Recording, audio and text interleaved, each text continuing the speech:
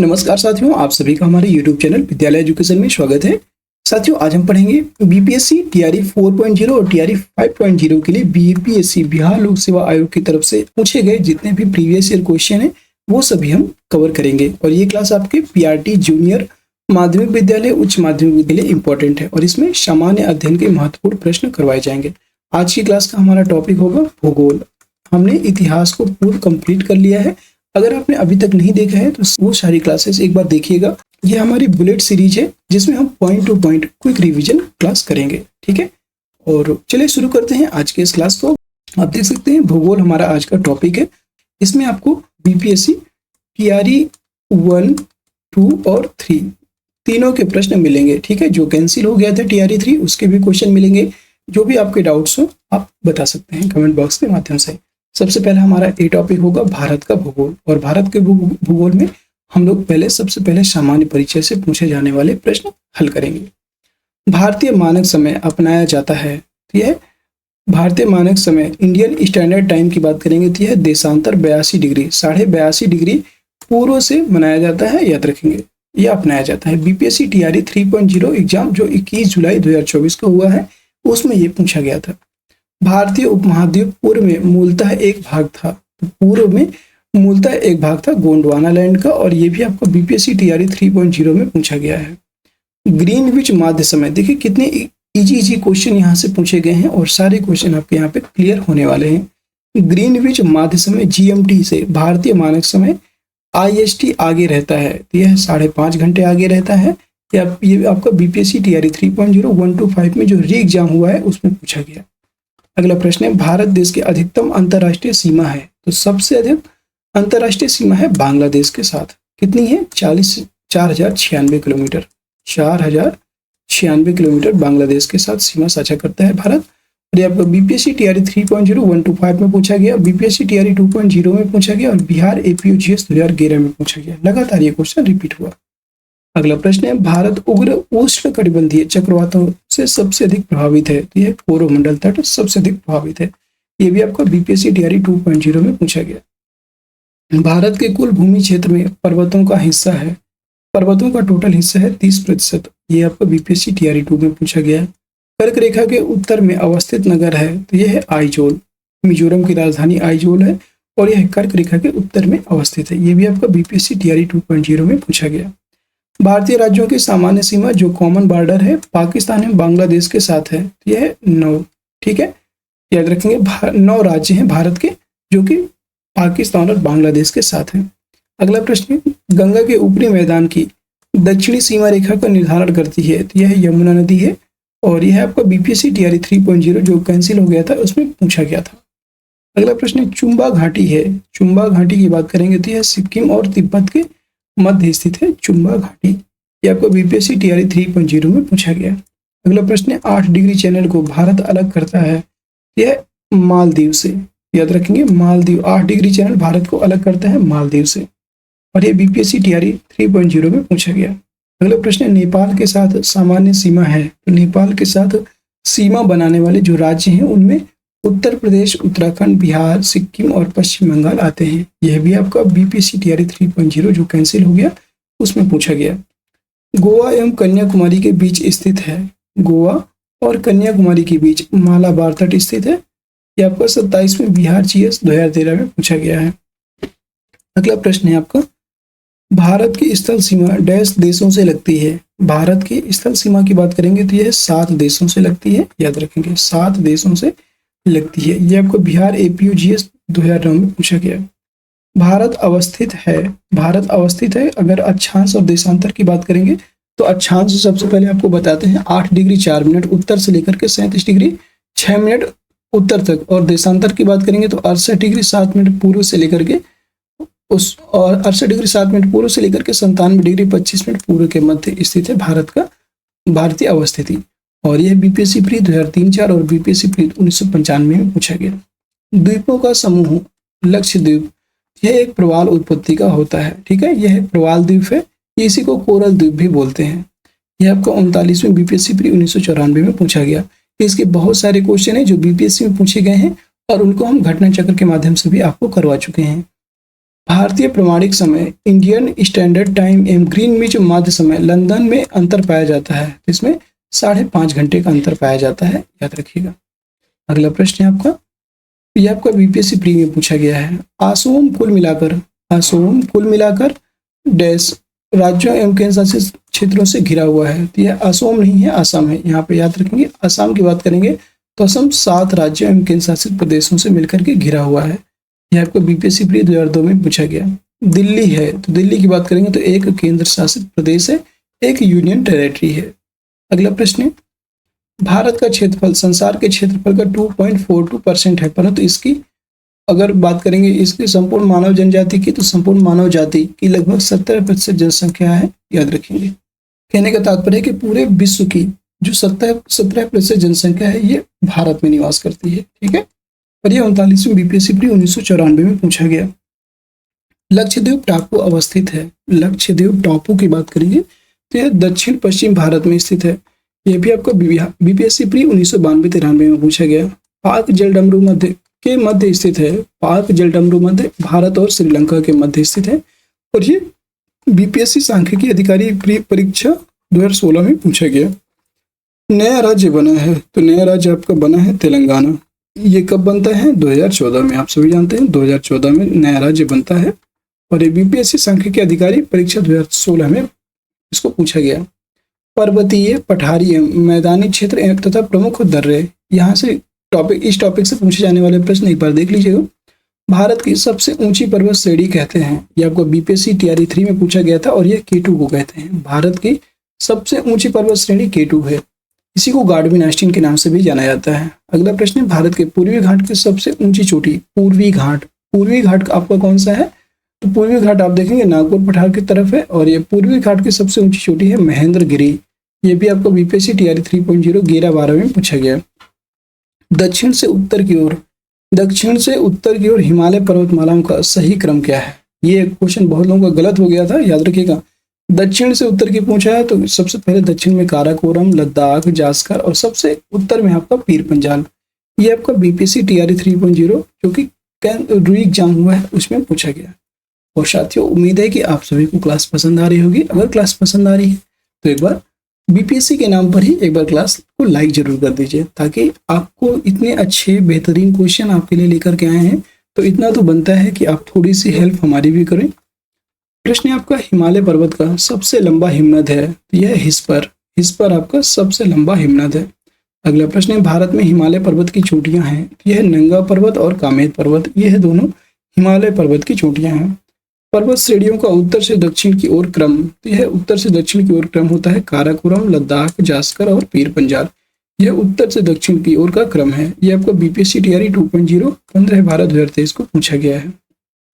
नोकरेक चोटी स्थित है। नोकरेक चोटी की बात करेंगे होती है मेघालय में स्थित है। यह भी आपको बीपीएससी टीआरई 3 में पूछा गया। अगला प्रश्न है, पर्वत की चोटियों के समूह की ऊंचाई के घटते क्रम कौन कौन से हैं? तो सबसे पहले है आपका माउंट एवरेस्ट, फिर कंचनजंगा, मकालू, धौलाधीरी और नंगा पर्वत। ये आपके बीपीएससी टीआरई 3 में पूछा गया। अगला प्रश्न, केंद्रीय उच्च भूमि के संबंध में सही कथन है। यह अरावली से घिरा है और इसका पश्चिमी भाग मालवा का पठार है। अगला प्रश्न, पर्वत श्रेणियों में से डैश गंगा के मैदान एवं दक्कन पठार को विभाजित करता है। यह विंध्याचल श्रेणी विभाजित करती है। नेक्स्ट प्रश्न है आपका, लिपुलेख दर्रा स्थित है। तो लिपुलेख ये आपका उत्तराखंड में स्थित है, लिपुलेख दर्रा। मिकिर पहाड़ियों की बात करेंगे, मिकिर पहाड़ियां स्थित है, यह असम राज्य में स्थित है, मिकिर की पहाड़ियां। अगला प्रश्न है आपका, भारत के पूर्वी तटीय मैदान के दक्षिणी भाग को कहते हैं। भारत के पूर्वी तटीय मैदान, याद रखिएगा, भारत के पूर्वी तटीय मैदान के दक्षिणी भाग को कोरोमंडल तट कहते हैं। ये आपको बिहार एपीयू प्री 2020 में पूछा गया है। हिमालय पर्वत श्रेणियों में से डैश पर्वत श्रेणी को अटल टनल पार करती है। यह है आपको पूर्वी पीर पंजाल। हिमालय पर्वत श्रेणियों में से पूर्वी पीर पंजाल पर्वत श्रेणी को अटल टनल के द्वारा पार किया जाता है। आपका 66वें बीपीएससी प्री 2020 में पूछा गया है। नेक्स्ट क्वेश्चन है, राजस्थान के पश्चिमी भाग में है, तो ये राजस्थान के पश्चिमी भाग में है मारवाड़। अगला है, जवाहर सुरंग का निर्माण डैश दर्रे के अंतर्गत किया गया। यह बनिहाल दर्रे के आसपास किया गया है, याद रखेंगे। दक्कन ट्रैप पठार का गठन हुआ था, यह क्रीटेशियस काल में इसका गठन हुआ। अगला प्रश्न है, पर्वतीय भू आकृति का अधिकतम पर्वतीय भू आकृति का अधिकतम 2000 मीटर से अधिक डैश राज्य के भौगोलिक क्षेत्र का है? यह है सिक्किम। पर्वतीय भू आकृति का अधिकतम प्रतिशत सिक्किम राज्य के भौगोलिक क्षेत्र का है, याद रखिएगा। अगला प्रश्न है, कन्याकुमारी से सटी पहाड़ियां हैं। कन्याकुमारी से जितनी भी सटी पहाड़ियां हैं वो है कार्डेमम पहाड़ियां। इन्हीं को इलायची की पहाड़ी बोलते हैं, इसी को इलायची की पहाड़ियां भी कहते हैं, ठीक है। अगला प्रश्न, फूलों की घाटी स्थित है। तो यह उत्तराखंड, यह गढ़वाल हिमालय में स्थित है। फूलों की घाटी उत्तराखंड, यह गढ़वाल हिमालय। अगला प्रश्न, कुल्लू एवं स्पीति घाटियों को जोड़ता है। कुल्लू एवं स्पीति घाटियों को जोड़ने वाला दर्रा है रोहतांग दर्रा। अगला प्रश्न, कोसी मैदान की समुद्र तल से औसत ऊंचाई है। जो कोसी मैदान है इसकी समुद्र तल से औसत ऊंचाई है 100 मीटर, याद रखेंगे, इसकी ऊंचाई है 100 मीटर। अगला प्रश्न, भारत की दक्षिणतम पर्वतमाला है। भारत की दक्षिणतम पर्वतमाला है इलायची, ये कार्डेमम पहाड़ियां या इलायची की पहाड़ियां इसी को बोलते हैं, ठीक है। इसी को बोलेंगे इलायची पहाड़ियां या कार्डेमम पहाड़ियां। अगला प्रश्न है, थार क्षेत्र डैश राज्य में विस्तृत है। यह राजस्थान राज्य में स्थित है, थार क्षेत्र। छोटा नागपुर का अधिकांश भाग स्थित है। छोटा नागपुर का अधिकांश भाग आता है झारखंड के राज्य के क्षेत्र में। जो झारखंड राज्य है इसके अंतर्गत छोटा नागपुर का अधिकांश भाग आता है। अगला प्रश्न है, हिमालय का पर्वतपदीय क्षेत्र डैश नाम से जाना जाता था। हिमालय का पर्वतपदीय क्षेत्र है, यह तराई के नाम से जाना जाता है। अगला प्रश्न है आपका, सह्याद्री श्रेणी का अन्य नाम क्या है। सह्याद्री श्रेणी का अन्य नाम है आपका पश्चिमी घाट, इसी को दूसरे नाम देते हैं पश्चिमी घाट। अगला प्रश्न है, हिमालय की उच्चतम चोटी के रूप में माउंट एवरेस्ट की खोज करने वाला व्यक्ति कौन था। तो इसका नाम था एक सर्वेक्षक ने की थी इसकी माउंट एवरेस्ट की खोज, और यह बिहार GS 2012 में पूछा गया। अगला प्रश्न है, भारत में उम्र में प्राचीनतम है। तो भारत में उम्र की तरफ से देखेंगे तो उम्र में प्राचीनतम है अरावली पर्वत श्रेणी। जो अरावली श्रेणियां हैं ये सबसे पुरानी पर्वत श्रेणियां हैं, ये आप याद रख सकते हैं। भारत का सबसे अधिक विस्तृत मैदान है मध्य गंगा का मैदान। अगला प्रश्न है, वह भारतीय पर्वत श्रृंखला जिसके 2 ढलानों पर 2 असमान प्रकार की वनस्पति पाई जाती है, वह कौन सी वनस्पति है। तो इसका नाम है आपको अरावली, याद रखिएगा। एक भारतीय पर्वत श्रृंखला जिसके 2 ढलानों पर 2 असमान प्रकार की वनस्पतियां पाई जाती हैं, यह आपके अरावली पर्वत श्रेणी है। इलायची की पहाड़ियां डैश राज्य में स्थित हैं। तो यह केरल राज्य में स्थित है, नहीं, ये आपकी तमिलनाडु और केरल। देखा जाए तो इलायची की जो पहाड़ियां हैं ये आपके केरल में ही स्थित हैं, याद रखिएगा। तो साथियों याद रखिएगा, इलायची की पहाड़ियां राज्य में स्थित है केरल। अगला प्रश्न, सबसे ऊंचा पर्वत शिखर है। तो सबसे ऊंचा पर्वत शिखर है जम्मू कश्मीर राज्य में। अगला प्रश्न, वह दर्रा जो सर्वाधिक ऊंचाई में अवस्थित है, वह है आपका नाथुला दर्रा, सिक्किम में है। अगला प्रश्न, वह पहाड़ी जिस पर पूर्वी घाट पश्चिमी घाट से मिलता है, वह है आपकी नीलगिरी पहाड़ी। अगला प्रश्न, भू आकृतियों में से डैश के द्वारा बिहार का राज्य उत्तर पश्चिम भाग घिरा है। यह सोमेश्वर पहाड़ी श्रेणी से घिरा हुआ है, याद रखेंगे। अगला प्रश्न, महाराष्ट्र एवं कर्नाटक में पश्चिमी घाट कहलाते हैं। तो महाराष्ट्र और कर्नाटक में पश्चिमी घाट को कहा जाता है सह्याद्री, याद रखिएगा, इसको सह्याद्री कहा जाता है, ठीक है। अगला प्रश्न, भारत में सर्वोच्च पर्वत शिखर है। तो यह गार्डविन ऑस्टिन के हैं, याद रखेंगे। अगला प्रश्न, हिमालय का पर्वतपदीय प्रदेश है शिवालिक, यह है आपका शिवालिक। अगला प्रश्न, शिवालिक श्रेणी का निर्माण हुआ है सेनेजोइक युग में, ये सेनेजोइक काल में। ये आपका 42वीं BPSC प्री 1997-98 में पूछा गया है। अगला प्रश्न, भारत के अतिरिक्त प्रायद्वीपीय पर्वत निर्मित हुए, यह सेनेजोइक काल में हुए थे, ठीक है। तो इसका राइट आंसर हो जाएगा सेनेजोइक महाकल्प में। छोटा नागपुर का पठार है। तो छोटा नागपुर का पठार एक अगर गंभीर टाइप का पठार है। अगला प्रश्न, शिवालिक शैल समूह के दक्षिण में भाबर क्षेत्र उदाहरण है। शिवालिक शैल समूह के दक्षिण में भाबर क्षेत्र उदाहरण है गिरिपाद की स्थिति का, याद रखेंगे, गिरिपाद की स्थिति का उदाहरण है। अगला प्रश्न, अन्नामलाई इलायची की पहाड़ियां और पालनी पहाड़ी मिलती है। तो यह अन्नाई मुड़ी में मिलती है, याद रखेंगे। बृहत हिमालय अर्थात हिमाद्री के पूर्व हिमाद्री बृहत हिमालय अर्थात हिमाद्री के पूर्वी छोर पर है। ये नामचा बरवा है हिमालय के पूर्वी छोर पर, ठीक है। और साथियों नेक्स्ट क्वेश्चन है आपका, नेक्स्ट क्वेश्चन है हिमालय पर्वत जिन समांतर पेटियों में विभाजित है उनके नाम हैं। उनके नाम है बृहत हिमालय, लघु हिमालय और शिवालिक, याद रखेंगे। और ये बिहार सीडीपीओ प्रारंभिक परीक्षा 2005, बिहार सीडीपीओ परीक्षा प्रारंभिक परीक्षा 1998 और 1998 में बिहार सीडीपीओ प्रारंभिक परीक्षा 2 बार ये क्वेश्चन पूछा गया है, याद रखेंगे अलग अलग। अगला प्रश्न है आपका, तीसरा पॉइंट है अपवाह तंत्र, प्रमुख घाटियां प्राप्त एवं झीलें भारत और नेपाल के बीच सीमा बनाती है। भारत और नेपाल के बीच सीमा कौन बनाता है? काली नदी, याद रखेंगे काली नदी। अगला प्रश्न, पश्चिम बंगाल सरकार टी पार्क के रूप में विकसित करने की योजना है, तो यह है हुगलन नदी। हुगली नदी में जो है इसे बनाया गया है, टी पार्क के रूप में विकसित करने की योजना बनाई गई है। और यह बीपीएससी टीआरई 3.0 में पूछा गया। कारगिल स्थित है, तो यह कारगिल की बात करेंगे तो यह आपका सुरु नदी के किनारे स्थित है कारगिल। अगला प्रश्न ये भी आपका बीपीएससी टीआरई 3.0 में पूछा गया। अगला प्रश्न है आपका, राजस्थान और गुजरात में बहने वाली लुनी नदी का उद्गम स्थल है, यह है आपका पुष्कर घाटी, पुष्कर घाटी, ठीक है। अगला प्रश्न है, चिनाब नदी अंततः सिंधु नदी में पार करती है, यह सिंध नदी पर मिलती है, यह मिथनकोट में मिलती है, याद रखेंगे सिंध नदी में मिलती है मिथनकोट में। यह आपको बीपीएससी टीआरई 2.0 में पूछा गया।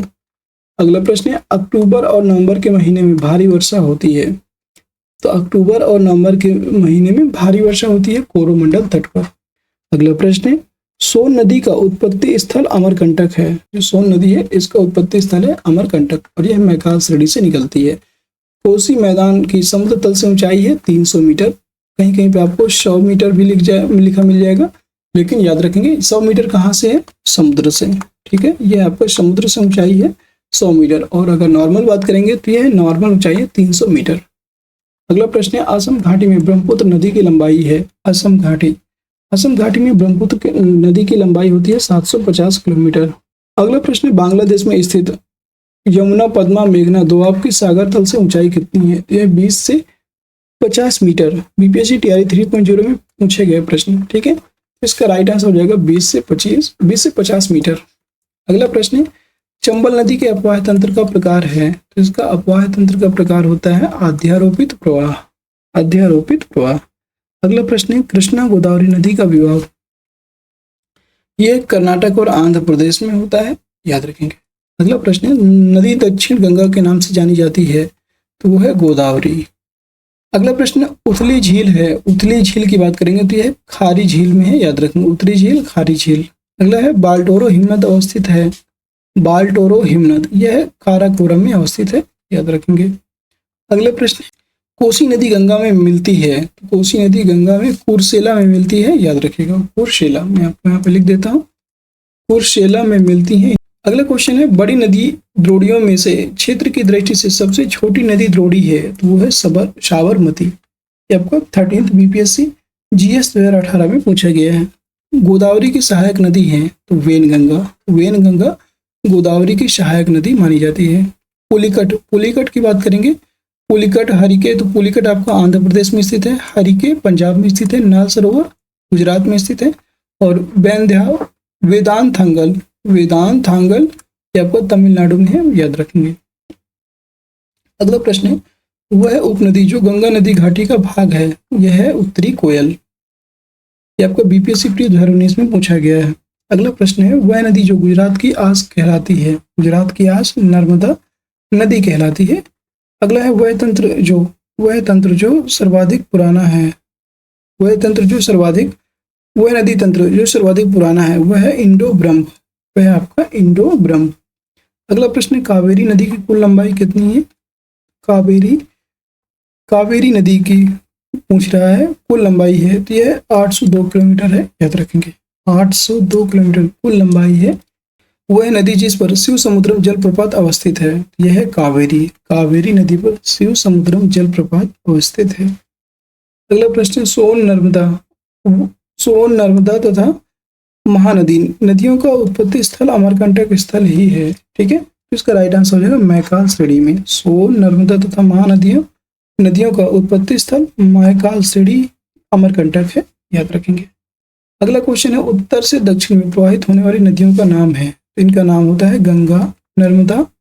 उत्तर से दक्षिण की ओर प्रवाहित होने वाले की बात की जाए तो सबसे पहले गंगा, नर्मदा, महानदी और गोदावरी। ये आपका बिहार एपीओ जीएस में पूछा गया है। अगला प्रश्न है भारत में सबसे विस्तृत क्षेत्र वाला अपवाह तंत्र है। भारत में सबसे विस्तृत क्षेत्र वाला अपवाह तंत्र है गंगा नदी तंत्र। अगला प्रश्न है पुनपुन, सोन, फल्गु और सकरी नदियों का पश्चिम से पूर्व की दिशा में सही अनुपात है। यह आपका सोन, पुनपुन, फल्गु और सोन, पुनपुन, फल्गु और सकरी। ठीक है। अगला प्रश्न है वह नदी जो फतुहा के पास गंगा में मिलती है। वह नदी है आपका पुनपुन नदी। अलकनंदा एवं भागीरथी डैश मिलकर गंगा नदी में बनाते हैं। तो यह देवप्रयाग में गंगा नदी बनाते हैं, याद रखेंगे। अगला प्रश्न है वह नदियां जो बंगाल की खाड़ी में गिरती हैं। तो ऐसी नदियां जो बंगाल की खाड़ी में गिरती हैं उनमें गंगा है, ब्रह्मपुत्र, गोदावरी, महानदी, कृष्णा और कावेरी। ये सभी नदियां बंगाल की खाड़ी में गिरती हैं। अगला है भारत में यरलुंग जंगबो नदी को नाम से जाना जाता है। यरलुंग जंगबो नदी को ब्रह्मपुत्र नाम से भी जाना जाता है। अगला प्रश्न है हिमालय काटकर एवं बहकर आने वाली नदियां हैं। इसमें ब्रह्मपुत्र, सतलुज और सिंधु, ये तीनों नदियां हिमालय काटकर बहकर आने वाली नदियां हैं। अगला प्रश्न ब्रह्मपुत्र की उपनदी कौन सी है। तो इसकी उपनदी है मानस सिंह। अगला है गंगा नदी के किनारे सबसे बड़ा शहर कौन सा है। गंगा नदी के किनारे सबसे बड़ा शहर है आपका कानपुर। अगला प्रश्न है सबसे अधिक नदी पथ परिवर्तन मैक्सिमम शिफ्टिंग ऑफ कोर्स किया है। यह कोसी नदी ने सबसे अधिक बार अपना मार्ग परिवर्तन किया है। अगला प्रश्न है वह नदी जो भ्रंश द्रोणी से होकर बहती है। भ्रंश द्रोणी से होकर बहती है वह है नर्मदा नदी। अगला है नर्मदा नदी का प्रवाह निर्धारित है। यह भ्रंश घाटी क्षेत्र के साथ साथ निर्धारित है और यह बिहार सीडीपीओ प्रारंभिक परीक्षा 1998 में पूछा गया। पश्चिम की ओर वेस्टवार्ड प्रवाहित होने वाली नदियां हैं। पश्चिम की ओर प्रवाहित होने वाली नदियों में आपका नर्मदा एवं ताप्ती नदियां हैं जो पश्चिम की ओर प्रवाहित होती हैं। अगला प्रश्न है भूमि बंधित नहीं है। तो यह लूनी आपकी भूमि बंधित नदी नहीं है। अगला प्रश्न है तिब्बत में मानसरोवर झील के पास नदी का स्रोत है, वह क्या है। तो वह आपका ब्रह्मपुत्र, सतलज और सिंधु और यह तिब्बत में मानसरोवर झील के पास नदी का एक स्रोत है। दामोदर नदी निकलती है। तो यह छोटा नागपुर के पठार से निकलती है दामोदर नदी। दंडकारण्य में इंद्रावती, सबरी सहायक होती हैं। दंडकारण्य में इंद्रावती, सबरी सहायक नदियां हैं, ये हैं गोदावरी नदी की। अगला प्रश्न है जुआरी नदी प्रवाहित होती है। जुआरी नदी की बात करेंगे, यह गोवा राज्य में प्रवाहित होती है जुआरी नदी। और साथियों आज की क्लास को हम यहीं पे विराम देंगे और कल की क्लास में हम फिर से स्टार्ट करेंगे जिसमें आप मानसून एवं वर्षा के महत्वपूर्ण प्रश्नों को हल करेंगे। आप देख सकते हैं चौथा टॉपिक है आपका मानसून एवं वर्षा। 3 टॉपिक आज की क्लास में हम लोगों ने कवर कर लिए और उम्मीद है साथियों कि आप सभी को क्लास पसंद आई होगी। और अगर आपको क्लास पसंद आई तो 1 लाख लाइक तो बनता है, एक शेयर भी कर दीजिएगा सभी साथी, और चैनल में नए हैं तो चैनल को सब्सक्राइब भी जरूर से जरूर कर लीजिएगा। ठीक है, आपके लिए ये प्रयास करे जा रहे हैं ताकि आप लोगों के नंबर ज़्यादा से ज़्यादा आए। ठीक है, और ये सभी बीपीएससी के प्रश्न थे, उम्मीद है सभी को पसंद आया होगा। फिर मिलते हैं ऐसे ही किसी नेक्स्ट क्लास में, तब तक के लिए जय हिंद, जय भारत। आप सभी का दिन शुभ हो।